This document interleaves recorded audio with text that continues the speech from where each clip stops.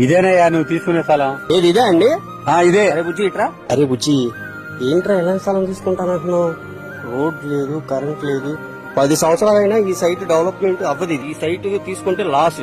వద్దు, ఈ site తీసుకోమా. Actual గా ఇన్వెస్ట్మెంట్ డెసిషన్స్ ని ఎవరు అడగాలండి? ఇన్వెస్ట్మెంట్ ఎక్స్పర్ట్ అడగాలి. అతను ఒక 10 ప్లాట్లు ఆల్రెడీ తీసుకుని అతను సక్సెస్ అయితే అతని దగ్గర మీరు సలహా తీసుకుంటే తప్పు లేదు. అతనే ఇంతవరకు ఒక ప్లాట్ ఇన్వెస్ట్మెంట్ చేయలేదు, అతనికి ఇన్వెస్ట్మెంట్ నాలెడ్జ్ లేదు. మనం వెళ్ళి అతను అడగడం వల్ల నష్టపోయేది అతను కాదు, మనం నష్టపోయి. నేను ఒక ప్లాట్ ఇన్వెస్ట్మెంట్ చేయాలనుకుంటున్నప్పుడు ఆ రియల్ ఎస్టేట్ ఎక్స్పర్ట్ ఖచ్చితంగా కలడండి. ఈ రోజు రేపట్లో ప్రపంచం అంతా గూగుల్లోనే ఉంది. సో మాలాంటి వాళ్ళు కలిసి మీకు ఖచ్చితంగా దాంట్లో what is plus and minus everything చెప్తాం.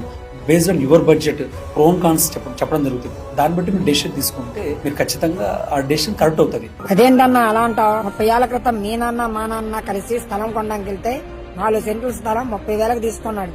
ఇవాళ అది 4 కోట్లు అయ్యింది.